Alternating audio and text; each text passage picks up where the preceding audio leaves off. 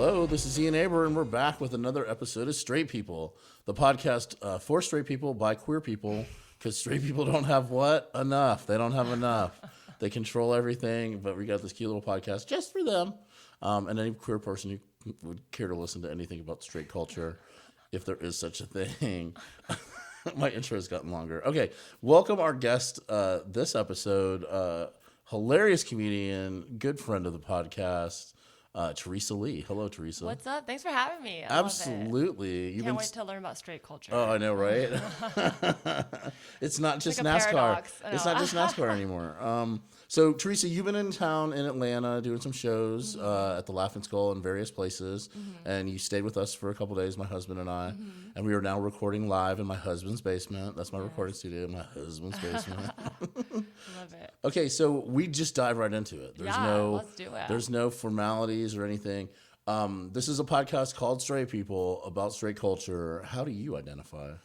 I'm like thinking of my opener now, but I'm not gonna say it. Well, so I'm glad that we're talking about it because I identify as bisexual generally, but I've like really over the last few years started saying queer. But when I leave LA, sometimes it's just easier to say bisexual. Yeah. Especially like in the comedy setting where you kind of just have a sparse amount of time to get out a premise, and it's not really about. I think you heard me trying to like work a joke in about the transition of queer in Asheville, and I'm like, I still don't know how to like get all that info. What's your distinction between bisexuality, like queerness? Yeah. What's for you? Bisexual to me is really binary because like it was, as it was explained to me, it was like if you like men and women, but then what about NB or non-binary or anybody in between?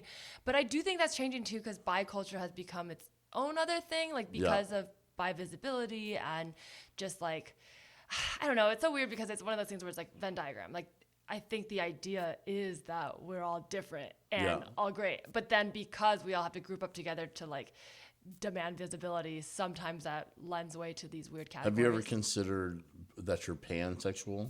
So a lot of people I know who are bi, but then they also are, it's not just male, cis female. They're interested in everything. Yeah, I've heard pan. So that's one of those things where like it's just a gut. I'm like, I don't know. I've never identified with that. But at the same time, I will say gay more than I say lesbian sometimes. Like, so I don't know if it's just my brain doing that because I grew up more familiar with gay culture. Yeah. Like I danced and I just had more gay friends and I didn't really know a lot of lesbians. Yeah. And so there was a bit of almost feeling like even though I feel like bi and queer tend to like get accepted under the lesbian umbrella. Yeah. When I say lesbian, I feel kind of like a fraud sometimes, like, so it's a weird thing. But then, but who's checking your lesbian card? I know, it's so strange, right? I would feel like lesbians would be the ones who'd be like, wait, you're bisexual. You know what I mean? Like, yeah, I think and they're all very accepting. All my friends who are lesbian, but it is a strange thing. But I think that queer people, like gay and lesbian people who don't identify as bisexual or pansexual, are more concerned about whether the person identifying as bi is truly bi or truly lesbian. You know what I'm saying? Like that's something there's a proving it's sort of a it. I always my joke about it is that bisexuality is like tableside guac. Oh yeah. And that all gay people are like, prove it. You know what I mean? Well, because then it happened. I mean, I'm in a relationship now with a man, and he's a straight cis man, and so like especially in comedy, where like the beginning when we started dating, I was like doing pride shows and stuff, and I would like it's that weird thing where it's like the idea is that you can be in any relationship, right? But then somehow it almost feels like I'm like, bisexual people always seem to feel like the stepchildren of the community. Well, but then when I'm with a woman, I also feel like there's this. It's almost like the opposite, where it's like with a woman's like the lesbians are like more happy that like be like yes, go off, and I'm like that's great, I love it because we're celebrating just queerness. Yeah. But then there's a part of me that's like wait, so like where's this when I'm in love, but like it's a man, like because. And I know, like, I feel insecure too, presentation-wise, because in Hollywood you do have to consider that a lot, and I am aware. I think that identity politics is like in Los Angeles is like I feel like that's where that's the incubator for it. You know what I mean? Yeah. Like true. the identity politics of 3 or 4 years from now in Atlanta are cooking in LA right now. It's like every other trend. Yeah. Well, that's why I like the word queer more now, for myself at least. Not like I feel like it's general. more inclusive and catch-all. And it has like more of a political transition. connotation too now, I think, than it did when I was growing up. When I was growing up, queer was like you were gay and weird. Yes, it used to be insult. I remember that. But then now I feel like it captures, like you're talking about culture, which is funny to stay straight culture, but I feel like queer culture captures like the new, like, I don't know if it's like there's a new generation or new age of like how we view queerness now, but it kind of captures the conversation, like the changing conversation versus like, because I remember, you know, when I stayed with my cousin who's gay and like WeHo years ago when I was in college, and he was like doing, you know, he's going to the gym like 6 times a day or whatever, and he was like telling me like, oh, it's Pride. He's like, I'm not gonna go to the parade, but if you've never gone, you should go. And he's like, oh, you know, you got your dykes on bikes, whatever. Like that is what it used to be, kind of like celebration, but like everybody has their like little thing. section, Yeah, and now it's sort of like, you know, you just got like you got TikTok, and it's just like hiking, crystals, tarot, like icons, but it's all kind of a mix of like pick your flavor, but it's not really about who you like and more about what you're about, you know. I get that. I think that's fair. But I don't know. I'm curious what you think, because I know you're from a generation with that. Yeah. Well, like a lot of people I knew identified as bisexual on their way to their final destination, and so I don't think that that's like the case for everybody, for sure. And I think that like there was less listening for bisexuality, and like bisexuality was like no, you have to pick a team. You know what I mean? You can't just be an umpire. You have to be on one of the baseball teams. And I think that bisexuality now to me is like makes way more sense. But do you feel like that was different like for men and women, like there was though? no, if you didn't have to choose. Well, I think it's easier for women to be bisexual. That's a fetishized right, thing but then people that men, less you know, likely to believe, or they think they're straight and doing it for attention, versus men thinking, that's oh, a you're new on thing. your way. That's to... a new thing. That's a millennial Gen Z buy for attention. And I don't know if that's true either, because I've never I've never met a bisexual person and been like, I'm going to adjudicate your bisexuality. You know what I mean? No, I mean, like I'm gonna verify it. I see. No, I meant more like back in I guess when I was growing up, there was always like, you know, the popular girls would like kind of making out at a party for attention. Oh, that, like, okay. that I was sort of thinking thing? more in the context of stand up. Oh, I see. Do you know what I'm saying? Like I've never been on a Pride show where there wasn't like one bisexual woman that at least one gay person was like, really? You know what I mean? And I'm always like, behave, be nice. Let them do their 7 minutes, for God's sake. And that to me is fine too, because it's like if we're gonna, it's like, why? You're not in a safe space if people are like, are you should really? be allowed to explore. And maybe they end up being like, I don't like it as much. But also, like, who cares if it's like, you wouldn't, I guess people wouldn't have that reaction if someone was like gay for attention, right? So it's like almost like we're trying to normalize, like, people do things for attention. Yeah. We can never get rid of that. But I think if it's how people react to it, if people are excited about them being in love versus someone's like, I mean, I won't name any names, but definitely there are characters like this in Hollywood who date, who are queer, but they definitely pick their partners for like the aesthetic, you know, and that's I'm thinking of a very specific person who closeted gay male comics splitting around in Hollywood today. You know what I mean? Like in 20 years, we're gonna look back and be like, oh, all your favorite straight male comics were gay. Yeah. Well, no, I'm talking more like, and maybe this exists more, I feel like on the femme, lesbian, queer community, but there's a lot of like, I don't know, white women who fetishize like just like more like trans experience, trans mass. Like there's almost like a showing off of their partner and how much they are part of this community. And obviously not everyone, but I'm specifically thinking of one person who I'm not going to say, but it does exist outside. I will tell you later. But it does exist outside of comedy too. And I notice it more, especially in LA, when there's this like wanting to prove that you're down, but also like realizing like, oh, okay, like the old school white lesbian now feels vanilla to them, which is like, who's judging? Like, I'm not, like, you know what I mean? It's like, who's actually keeping score except for themselves? But I agree with that. And I think that also, like, if your sexuality is the thing that makes you like cool and different, or like that sort of like that, I feel like has sort of gone by the wayside in terms of like, if that's how you perceive your own, like, being gay makes you cool. Actually, no, it's just a sexuality. Do you know what I mean? It's like if being you're straight gonna be doesn't make you cool, cool. exactly. And I think that a lot of gay people don't understand that. We think that we're we feel special because we're gay, but the reality is that like true equality is that we're just as ordinary as everybody else. And I know that's in a simulation conversation and people get upset about it, but it's true. It is really true. It's like the normalization is that you're not spending every day fighting inside of the, you know, straight mechanism based on what kind of queer you are. You know what I mean? Yeah. Like, I'm a married gay man and I've been out for 30 something years. So my struggle's different than somebody who's like just getting away from their parents and just discovering their own, you know what I mean? Like, and that's the thing too, is like, we don't think about that. We think of the community as this homogenous thing. And my favorite thing to say about the gay community is my favorite thing about it is that it doesn't actually exist. It's an agreement. We all agree that we're part of a group together, you know? That's funny. Well, because that's interesting you say that, because it's like, I definitely remember like the transition, because stand-up, we also get a lot of opinions all at once. So you kind of can aggregate, like, it's obviously not what every single person thinks, but there tends to be an aggregate of like a movement or in the zeitgeist. And I remember there was a period of time when, really the social media was taking off and people were able to, like, young gay teens could find each other, which was not the case when I was growing up. And, and it's great that they can now, but it did make for this, like, kind of silly backlash for millennials being like, oh, like, the new gays didn't have this experience of, being kicked out of their, like, these horrible traumatic experiences, which are terrible. But I think it comes from this feeling of like, we realize, like, and they're still having those. That's the thing. It's just not the same. It's like, oh, well, but you have friends. That's what we fought for, right? Isn't that the point? Like, we want this to be better. Yeah. But I think, like, when you said being gay doesn't make you cool, like, I think it's a stand-in for, someone who might understand similarities to my experience, or like, even if you have different identities, like, the idea of being understanding of other perspectives, of like having some trauma or something like that, and being respectful. So on that note, I'm like, I do connect, like, often feel more safer in like queer spaces because of that, but not intrinsically because these people specifically have these sexual preferences. You know what I mean? It's more a culture around like what I think people have experienced from being in well, society. And I think that a lot of the that perceived coolness or whatever it is because being queer has for a very long time is very anti-establishment, well, and not necessarily deliberately anti-patriarchal, but in a lot of ways it is.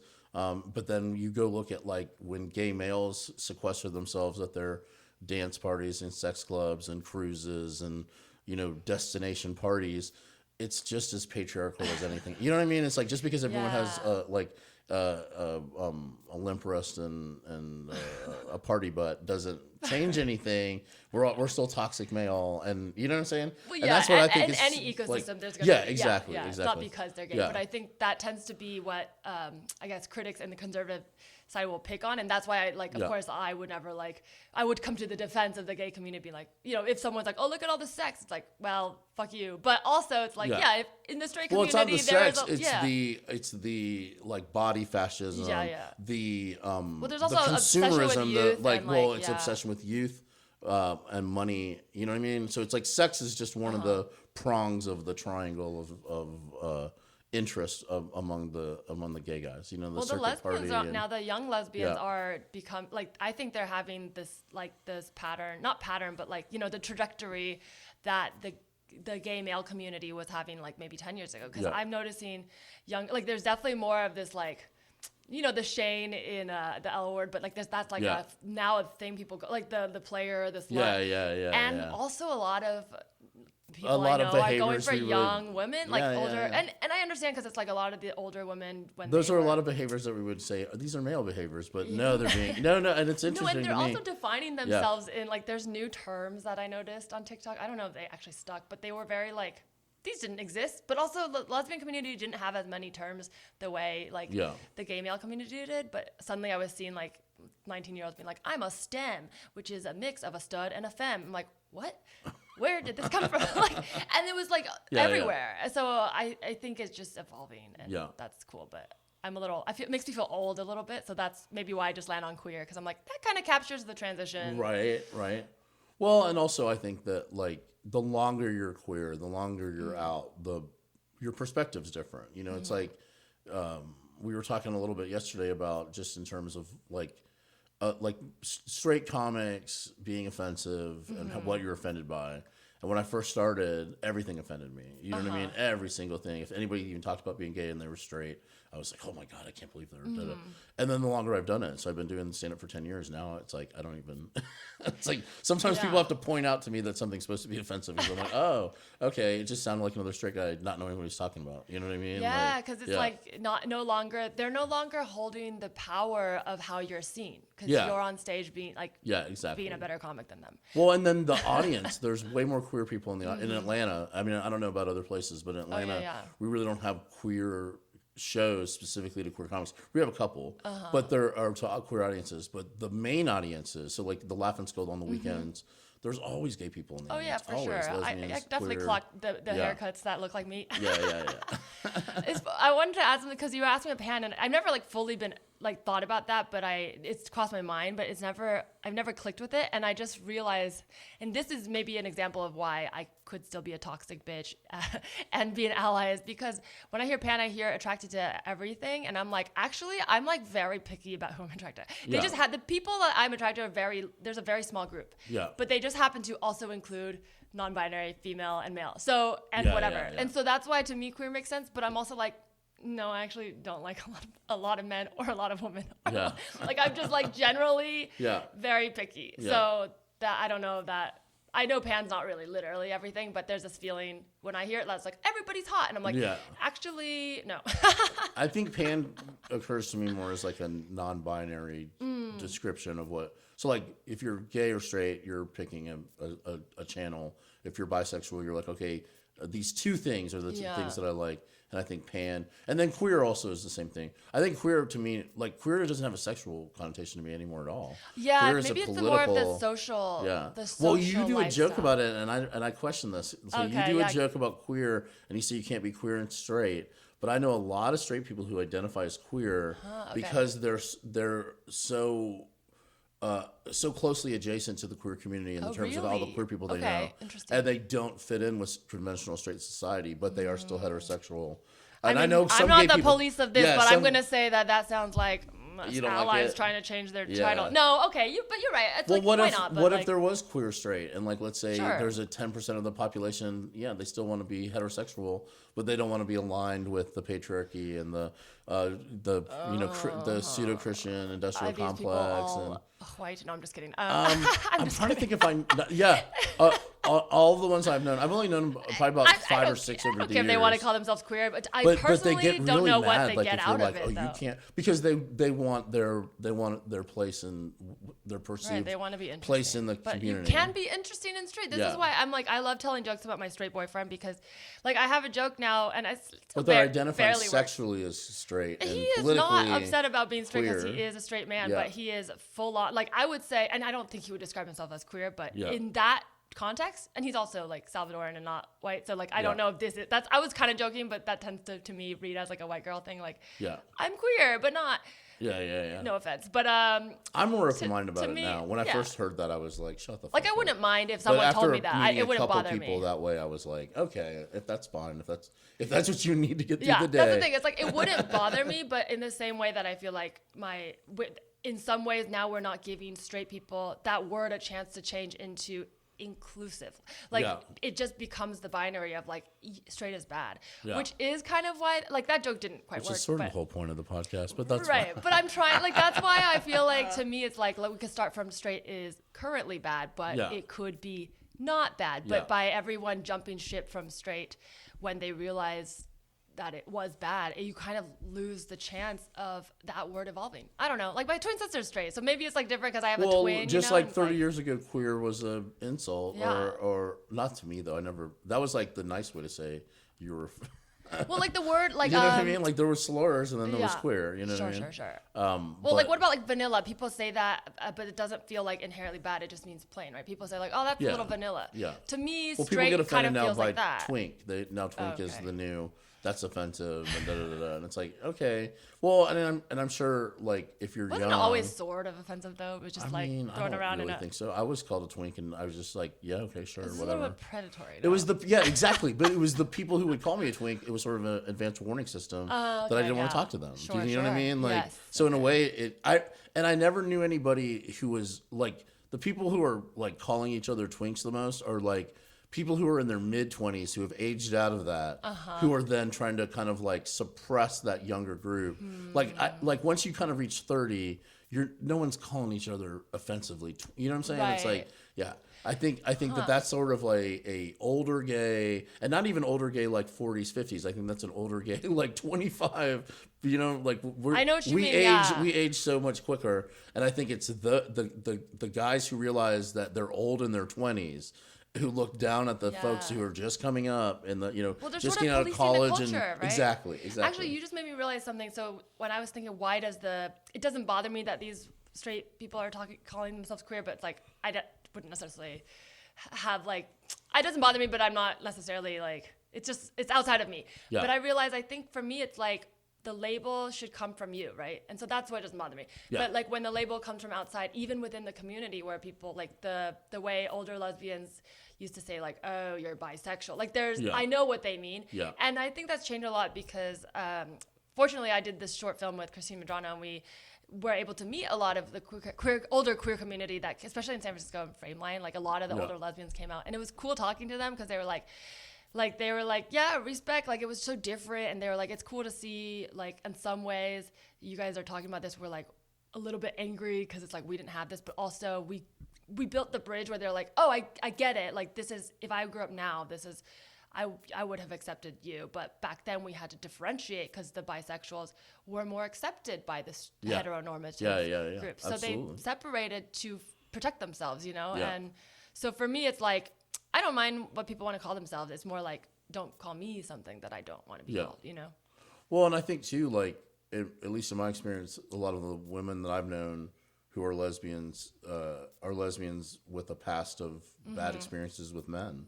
And so when they would date somebody who identified as a lesbian and then later it turned out, oh no, they're actually bisexual, it would be seen as a betrayal because of their issues with men, their personal history. Do you know what I'm saying? It becomes And I've had a couple personal, girlfriends like that who dated somebody younger and it turned out they went back to guys and it was like, and in both instances, I don't think they were actually cheated on. I think it was just I'm not gay, I'm bi. You know what I mean? And it was seen as our brains like, can't, because and it makes it. I have to tell myself that too, because I'm like, my boyfriend is straight, but he's so open about it that he's like it's not a thing where I can make whatever jokes I want. But the reality is like, I accept his straightness, he accepts my queerness. Yeah. But it also means sometimes I try to explain to him like how I view things, and I have to realize like, he doesn't see it like that. So I have to bridge it. Yeah. Like, it's not that he's not willing to see it. I just have to build the bridge. Like, he isn't attracted to, like, he's not as into sucking dicks and titties the way I am. Yeah. And that's okay. Like, I don't want or need him to be. If he was, I'd be fine. But like, if I need to get excited about something, I might use a metaphor. And then he gets it, which is really fun. So to me, it just involves more communication. But no, that's funny that you said the, like, going back and forth, because I really was like, pretty sure I was like, I think I am just like gonna go full lesbian, like not as a choice, but I was like in the pandemic feeling already like I already identified so much with that, and there were so few men that I had ever like fallen in love with, and the ones that I was in relationships with tended to be just like a kind of replaying some parental thing. Okay. That when you know what I mean, like a pattern working out. So when I met my boyfriend, it was almost a part of me is like, I told him this because I'm like, we may get married, and I could really feel like you're the one. And there's a part of me that feels like it's not you that it would bother me, but there's a part of me that feels like then I feel like my queerness to my family, everything like that I was fighting for them to accept, like I don't know if they never fully accepted that. There's a part of me that still wanted to like let that part feel seen. And so he gets that. So like, it's definitely a conversation. Like, I'm not in a place where I want to open the relationship, but it's definitely something I brought up in the sense of like, there may be a time when I feel like the thought of just being straight in a world that queerness isn't totally accepted yet, or presenting as straight is a hard thing for me, but it has nothing to do with him. So that's more like, that's why I try to talk and about also it on like stage. in the reality, if you were actually in a gay relationship, how would that change the world? Right, and it wouldn't, and that's the thing. But it's almost like. But the guilt, it's almost like you're saying you felt like a sort of like a guilt. Or well, like, it's personal too, because I know that my family, like I would want to know that if I was marrying a woman, they would be just as happy for me. But you can't really know until it happens, right? How do your family? So like when you're dating a guy, are they just like, oh, thank God she's back to? No, they don't ever say stuff like that to me. My dad is really conservative. Like I never fully like came out to him face to face, but he's seen me do jokes on stage, and he's quote unquote been okay with it in that sense. Like, so I like, we're good, but like my little brother was bisexual, and he really was not like for that. And my brother was also a teenager, so there's a lot going on there because he's young. And, I think anytime any teenager's talking about sex, it's like there's a different layer with the parent, Not everyone's going to be excited. The parents are not Sure, going to be excited regardless of who they're deciding they like. Yeah. So, but I've never talked to my dad in recent times about like explicitly about this, but just based on how they treat me, I think that they treat me like that's maybe a thing they don't like, but it's not really the main thing. Yeah. Which does hurt me, because like my dad used to say, like when Prop 8 was happening, he was like, I was like, well, would you love your children if they were gay? And at the time I hadn't come out, and neither had my brother. And he was like, well, of course I would love my children. I love you when you're sick. And that like killed me. Yeah. So like, but I also understand, or I don't understand everything he's lived. So, but I do feel his love. So I'm like, my challenge is trying to figure out why it's so hard for me to accept the love while knowing that. Because well, in your lifetime, gayness hasn't been a mental illness, like a legally defined mental illness. DSM, right? And within his lifetime, it has been, because it was struck down like in the 70s, 72 yeah. or something. So like that's the thing that like I grew up with, was that it's a mental illness. That's wild. I actually believed that as a child too. I believed that I was evil. Like, Oh my God. yeah.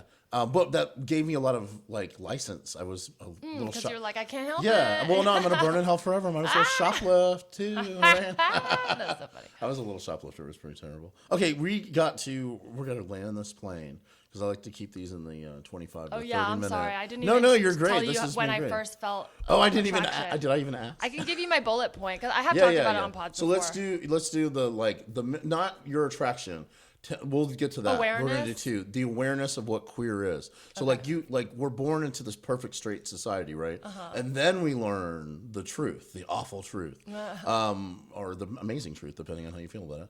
But so when did you what was your first access to like knowing what a queer? So was it like a movie? Was it a person? Was it you lived in California? So it could have been a neighborhood, It must have been like before this, but the first memory I have of like naming gay and asking my mom, and I must have already been aware of it because I was asking her, not like I hadn't just seen anything, but I have a memory of where like she's dropping us off in middle school, and I asked her like, how do you know if you're gay? And I was already aware that there's an idea of. How old were you? Like 11. Wow. Okay. And I used to read. Was she surprised with the question, or No, and that's the thing. Yeah. So I think in some ways, I mean, that's a longer story, but the short version is I think my mom might also be closeted, but I don't want to out her. But like a lot of the things she said confused me growing up, or didn't confuse me, but in hindsight is why I was so confused. Maybe she's just empathetic. Well, she used to say like nobody. So what her answer to that was, everyone's attracted to girls until they turn 18. Like basically, but she said guys too. She's like everything when you're young, it's not real. And so I was like, okay, cool. So I literally didn't give it a second thought, but I would get crushes on boys and girls, which I've talked about on stage. But I hadn't been named, so I didn't know it was possible. I wasn't like out dating, so it was all just fantasy.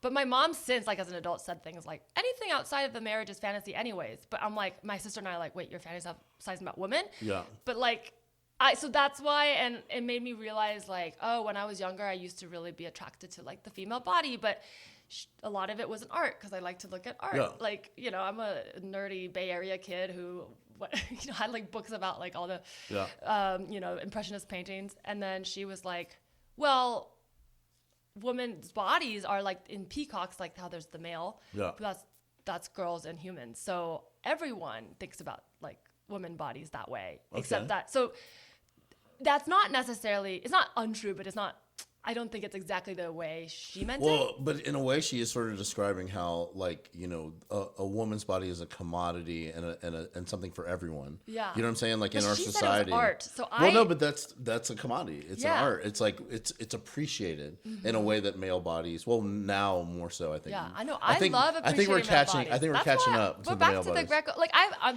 to the good-looking ones. That's the problem. Yeah, it's like I think it's the non-feeling shame, right? Because women, when they're not in control of their bodies, it does feel explicit but then when it's in art or they're like lounging around, and I was lucky or maybe naive enough to just have seen that was the pattern I first built. So then when I started seeing like sexy lingerie models and like call girl ads, I still would say that's art, and then now I can tell the difference, but I think I could see through the bullshit marketing and just go like, oh, we're selling the beauty of the form. Yeah. And in some ways I'm grateful for that, but it is funny looking back because I'm like, it took me a long time to come out because I was just like, and also not being attracted to that many people. Like I appreciate it, but people you were given like a context in which you didn't need to come out, really. I mean, if you think about it, like in a way, it's like, well, it's okay to have this attraction. Everybody does it. Do you But know it what was I'm hard saying? because I did have 'Cause those then crushes. that's not an identity. That's just a human nature. That's Until just you're in part of- college and yeah. you have these crushes, and it's Yeah. like I feel like this is where I connect See, to the your queer. mom like is crazy because like to me it's like when you get to college, that's Yeah. what I learned. Not my parents teaching me, but just that once you turned 18 and got away from your family, then it's time to like let's see what's going on. Well, and I was a virgin for a very long time, and I think a part of that was because I was sexually attracted to women, and Yeah. it always confused me, and I could never quite get into it with guys that way. Yeah. Like I think obviously since I've been sexually attracted to men, but it always used to feel like, oh, like maybe, and I never had sex, so maybe this is just what it's supposed to feel like. It's weird. But then I would have these like crushes on girls where now we've actually, one girl I'm specifically thinking about, and she knows this story, like she's with a partner now and she's out. But we would just like have these like long dates where we would just like sit and make brownies and drink wine and sit on the bed, and it was just like so much tension. Yeah. And not both of us were quote unquote straight. And it was like looking back like duh. But it wasn't obvious. It's so funny It's like now. each one of you was waiting for the other one to make the first move, kind of vibe. Yeah, and I remember in my head I had a because it couple was of like a friends line like I that, couldn't like cross. guy friends that I just never knew whether they were gay or not. Yeah, and and they now turned out gay. that's the thing. And like the popular girl in my elementary school, like everyone loved her. I had a crush on her. She's like gay and like married, and she's like a hot model literally in like Paris now. I'm like all the like hottest girls. I was like, I was right, but also like we weren't told that. We were Yeah. told that was like kind of weird, and if you're not sure, you don't want to cross the line and be called weird and be like, oh, maybe I didn't like to kiss you. It was just I wanted to test it, Yeah. So yeah, that was, I guess, my answer to that. Okay. The more I'm thinking, I'm like, damn, I do wish I understand the obsession with youth, not for the predatory reasons, but for the mind of wanting to experience, like being able to make a move, like, because I remember those moments, my first kisses with guys, and it's like the shyness, like it's exciting, but Yeah. like I kind of lost that in my teenage years because I didn't, like there was a line, so I didn't cross those. 'Cause Yeah. I didn't know you could explore that, Yeah. Interesting. Yes. So there is a bisexual lady in the Bay Area who's probably 14, 15, who's crossing those lines. She's getting consensually, but kissing, like, yeah. and yes, Because in and those in the cases, nicest- they were in all the nicest consensual. way, Like, I yeah, look yeah. back and I joke with But my I friends think that now, that's the but- thing. It's like, so now, it's like that.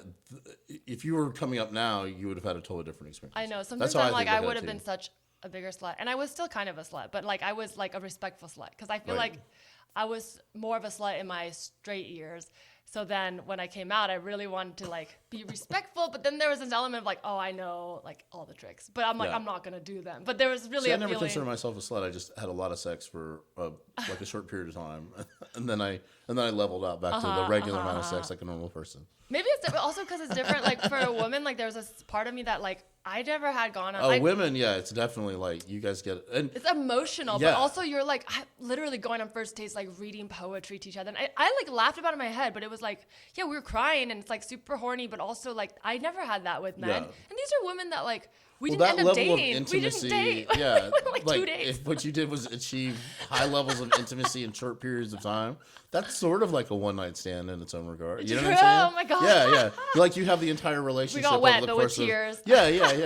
You have the entire relationship over a course of a couple days. Yeah. Oh my gosh, Yeah. that's so funny. Yeah. Yeah. All right, let's wrap this up. Okay. We're gonna finish. I have a RuPaul's Drag Race tarot deck here. My confession is I don't watch RuPaul's Drag Race. It's okay, it doesn't But I'm matter. familiar with it, and I helped my friend write a couple of his auditions. So, Oh, nice. but outside of that, So we're just gonna have you pick a card. I'm just gonna take a few. I also read tarot. Yes, and I don't know what they mean. So what's your card? Okay, we got, so this is the 2 of Pentacles, and we got Mimi, I'm first. Okay. So 2 of Pentacles is earth signs, so that's like Virgo, Capricorn, Okay. and Taurus. All right. Well, Mimi, I'm first. She's pretty awful. Okay. Shangela had to yell at her because Mimi I'm first implied that she had a sugar daddy, and Shangela don't have no sugar daddy. She paid for everything herself. But if she wanted a sugar daddy, she could get a sugar daddy because she's what? Sickening. She's Okay, sickening. And you can never get a sugar daddy because you're Gag. what? Not that kind of girl. Mimi I'm first. Okay, So that's you know your what, education. That checks out too, Yeah. because Pentacles is about money. Yeah. And so somebody on the lower end, 2 of Pentacles is low. You're trying to get that money, and you're Yeah. pretending you have more than one, and you lord it over the one, but Yeah. it's like, bitch, sit down. So like, yeah. So I think checks that out. like you watch out for that. You know what I'm saying? If that means. Yeah, I watch out for my money. But it was upside down, so maybe that means that the money's coming to you. I don't know. Usually upside down means that something in your mind is blocking you from the desired outcome. Okay. So that means I personally am stingy about my money to myself, or something like that. Like, okay. I'm not being generous with myself, kind of thing. Treat yourself. That's what we're gonna call it. Yeah. Okay. Okay. Awesome. Love it. And then my last Are you gonna question. Pick a card? No. No. Okay. Well, I mean, I could. Yeah. I might as well. I'll pick this one.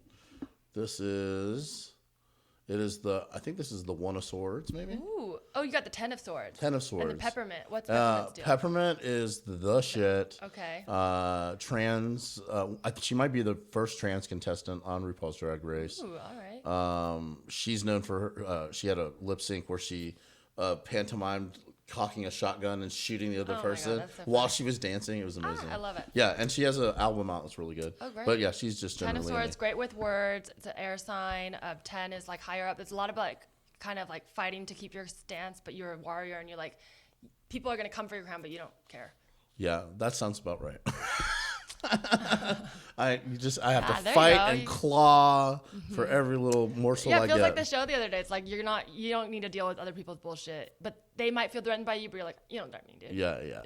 I think I call that feasting on crumbs, baby. Ooh, okay. Yeah. Yum. Yeah. Don't worry about the cake if you can eat the crumbs. Okay, so my last question is: you were at a straight wedding. You're in the reception's in a barn. You're drinking your drink out of a mason jar that has the name of the bride and the groom on it, written in like a silver paint in cursive. Okay. Yeah, so cute. The mom did it. She was up all night doing it.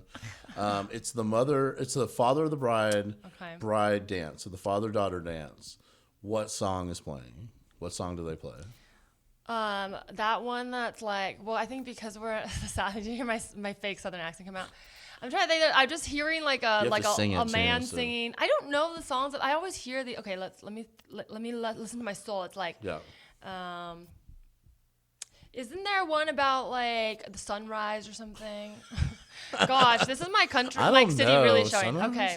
I've never heard of a song about the The only one I can think of off the top of my head, but it's not right, is Wagon Wheel. That's the closest country song I can sing. I don't know that one. Can you sing it? It's like, rock me like a wagon wheel, rock me, baby, la da da da. Oh, baby, rock me. But I don't think that would be the song, so I can't think. But is it the Darius Rucker version or the old? So you do know? Oh, you know what? I thought of one. Show? Yes, I'm just trying to get you sing. Oh. I hope you dance. Okay, that's the one that's playing. I hope you dance. Is that Leanne Womack? Is it? I hope. That's a man singing that, right? I hope you never feel that earth shine. There's something ocean. Yeah, I know that song. Or you raise me up when that. Okay, I'm gonna go with Josh Groban. Okay. Because I know that one. Okay, awesome. And my dad loves to play that on the guitar. The number one every answer Christmas. is Butterfly Kisses. Just so you know. How does that go? I don't even remember. I now. got butterflies in my kisses. They flutter and fly. No, I have no idea. No. I gotta look that up. Okay, well, that was amazing. Some people won't sing it. I'm always like, well, how does it go? I love that. Okay, this has been Teresa Lee. Say goodbye. Goodbye. Tell people where they can find you too. Sorry about that. Oh yeah, I got a podcast too. It's called You Can Tell Me Anything. Okay. Got a lot of coming out stories on it. A lot of fun, a lot of confessions, and you can find me at Teresa Lee Bot on Instagram. And yeah. All right. I'm Ian Aber. This has been Straight People. If you like our podcast, tell your friends about it or review us on Apple Podcasts because that's really important for some reason. And I haven't had a review in like a year. And we're going to be coming back with more episodes every week. And I know I've said that a few times, but I swear. All right. Take care, and we'll see you soon. Thanks. Woo. Oh, that was fun. Sorry I talked so much. Oh, you're great. I hope you dance. How does Butterfly Kiss